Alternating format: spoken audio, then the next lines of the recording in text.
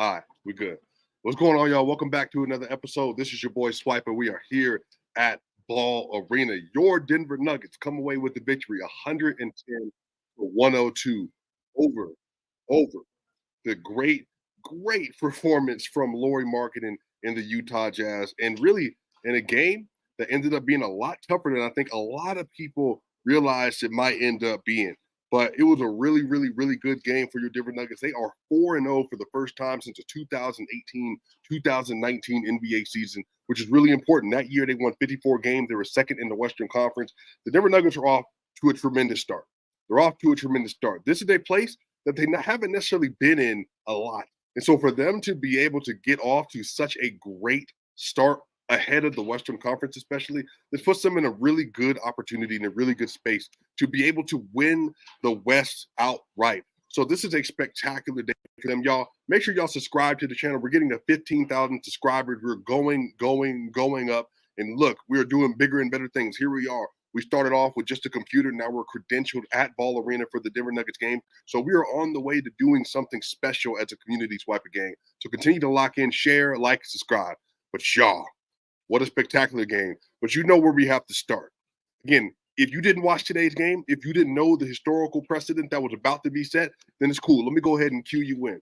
So today, your Nikola Jokic, he ties LeBron James for all time, fourth all time on the NBA triple doubles list. Y'all, this is a huge accomplishment. He's tied with LeBron James and Jason Kidd for fourth all time.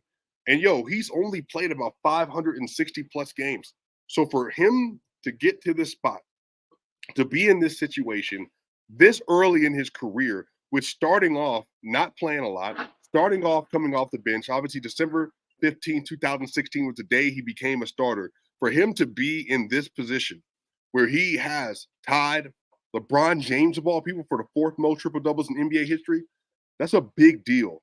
That's a truly big deal. So obviously, shout out to Nikola Jokic tonight, who had a spectacular game and really put the team on his back. Jokic put the team on his back when they needed it most, because guaranteed the Denver Nuggets were struggling. They were struggling because they had a lot of different things that were not going their way. The fouls were not on their side. They weren't making their free throws. They were absolutely struggling to hit key plays here and there. But y'all, one of the themes of this year, and I got a chance to ask Coach Michael Malone about this directly, one of the themes of this year is the defense. It's the fact that the Denver Nuggets coming into tonight had the third best defensive rating in the NBA. The third best defensive rating in the NBA. And tonight they hold the Utah Jazz to a 104 defensive rating. Hold them to a 104 defensive rating. Now, why is that significant? Why is that key? Well, again, y'all remember how last year started for the Denver Nuggets. They were not playing defense versus anybody. They weren't playing defense. They weren't locked in. They weren't rotating, and they were not communicating. So for the fact that this team is able to play together this well, that they're able to lock into an idea, into an identity, and be true to that identity this early in the season, this makes this a really special opportunity. So what the great thing about this is that the Denver Nuggets have been in a position where they have been having elite level offense for years. But now you're telling me you're putting together a true core identity around a defensive identity that allows for them to be so portable and malleable versus different kinds of competition. You need to get grit and grind with the Memphis Grizzlies, you can do it. You need to get into a shootout with a team like the Suns at some point, you can do it.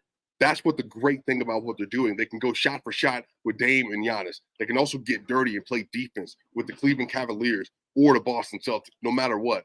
And that's the great thing about what they're doing. So shout out to them. They held the Utah Jazz to a 104 offensive rating today, and they're going to continue to solidify themselves apparently as a top 5 defense, maybe at the early start of this regular season. Now, again, will they give that kind of defensive intensity all year? Don't know. But last year, y'all remember, we were having conversation about this. They were sitting at the 29th best defense in the NBA. 29th best defense in the NBA, basically until that Memphis Grizzlies game in December, where from there, they just took off and they launched around the NBA. So just a spectacular performance. Jokic tonight, 35 minutes, had 27 points, 10 rebounds, 11 assists. He was 12 of 16 from the field, 11 of 13, y'all, 11 of 13 from 2-point range. He was 1 of 3 from the 3-point line, but the problem was he was only 2 of 5 from the free throw line. So obviously you don't love that. That's not pretty. But he shot 84.6% from 2. And really, especially the last bunny that he missed, Jokic was 9 of 9 to start the game. He was 9 of 9 to start the game. That's a huge deal. Again, bro, like Walker Kessler, Lauri Markkanen, John Collins, that's not a small team, but he was still able to dominate them inside early. Really great game from Jokic, and also Jokic with a plus 13 in the game. They won by 8 points. Jamal Murray tonight had 37 minutes, had 18 points, y'all. 3 rebounds. Now, he only shot 7 of 19 from the field, 3 of 7 from 3, 1 of 2 from the free throw line. He had 2 blocks as well. Jokic had 2 blocks tonight as well. Now, he was a -5 because when they were staggered with the bench in that last third quarter stint, top of the fourth quarter, Utah Jazz got back in the game. They were down by 12, got down by 5. So not a great close to that. That's why the numbers kind of reverted back to what they were. He was a -5. But, 14 assists for Jamal Murray. Playmaking out of this world. The way that they're able to stay connected. Y'all, the pick and rolls between Jokic, Murray, and Gordon today was exceptional. There was a play where Jamal Murray dropped the ball off to Jokic. Jokic touch passed it to AG. AG grabbed it under the rim, was a little contested, flipped it back to Joker, and Joker laid it up for a layup. And it was one of the prettiest 3-man plays you will ever see in an NBA game because of how connected they are and how in sync they are. They just know each other. They know each other. They play on a string, and they have a singular identity that they play with. So great game for Jokic, great game for Murray. Aaron Gordon tonight, 21.7 rebounds and 2 assists, 10 of 12 from the field, 1 of 4 from the free throw line. He was a +8 tonight, and his defense on Lauri Markkanen, especially in the first half, was really good. Aaron Gordon. So you had Jokic at 12 of 16, again, 11 of 13 from 2. You had Aaron Gordon at 10 of 12 from 2. That would be 25. So that's 21 of 25 that they were from 2-point range today, 21 to 25. That is incredible, man.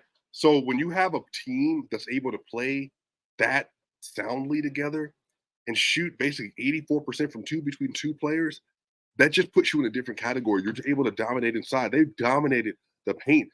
In the third quarter, they had 62 paint points, 62 paint points today. Then you had a great game, awesome KCP, who got his 4th straight defensive player of the game chain today. He's trying to make first-team All-NBA. He looks like he might do it. 8 points, 3 rebounds, 2 of 4 from 3, 3 of 5 from the field, 2 blocks for KCP. The starters tonight had 7 blocks between them, including Michael Porter Jr. We'll get to him in a minute. And KCP was a +11 in the game. Great game from KCP. Michael Porter Jr. only 19 minutes, 8 points, 1 rebound, 2 assists, 3 of 8 from the field, 2 of 6 from 3, +2.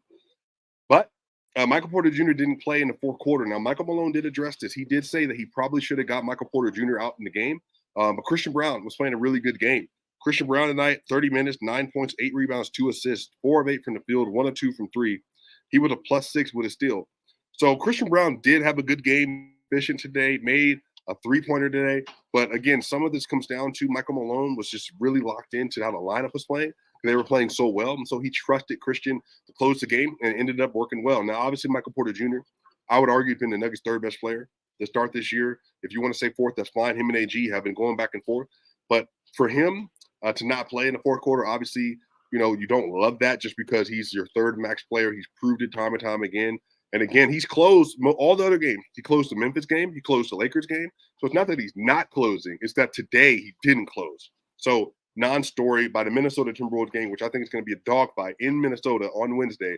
I do think that they're still able to pull it out, but that's still going to be a dogfight, and you don't love that MPJ sat on the bench all fourth quarter. But again, hopefully something you can just kind of deal with, talk through, and it is what it is. You move on. We're all adults here.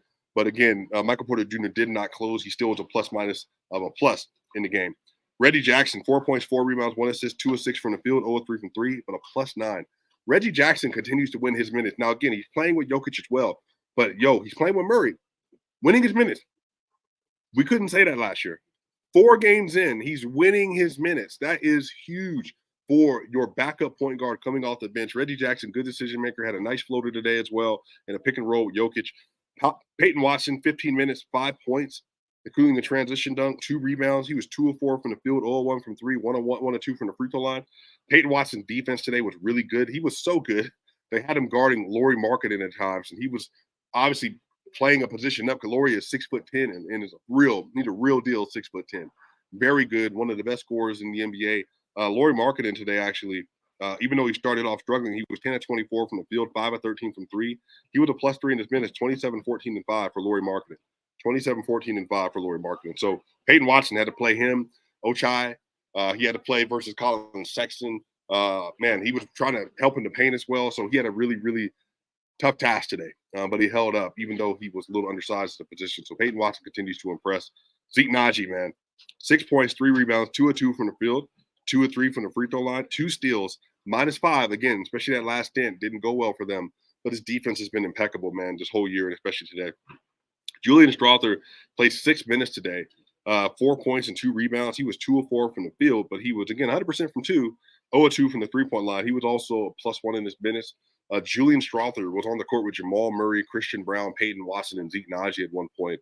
And he was also on the court with Jokic for a time as well, but didn't hit his three-point shot. But again, as he gets more and more comfortable as the year goes on, then he's going to get even better. The Nuggets tonight, they shot 56% from the field, just 32% from 3, 9 of 28, but 47 of 84 from the field, 56%. They were 41% from the free throw line. The Jazz were 47%, so it wasn't good for them either. But they were 41% from the free throw line, 7 to 17. Terrible. Only 12 turnovers. They did have 32 assists tonight. They lost the rebounding battle again. They gave up 17 offensive rebounds today. They gave up 17 offensive rebounds on the back-to-back. They only had 43 to 51 for the Utah Jazz. They did have 8 blocks to the Utah Jazz's 2. So that's incredible. That's incredible. 4 steals, only 14 fouls today. The Denver Nuggets get their 4th straight win, and they head in to Minnesota. They head in to Minnesota 4-0, and Minnesota is currently 1-2 on the year. So big game coming up. That game is going to be at 6 p.m. Mountain Standard Time, y'all. And y'all, again, Nikola Jokic, he ties up LeBron James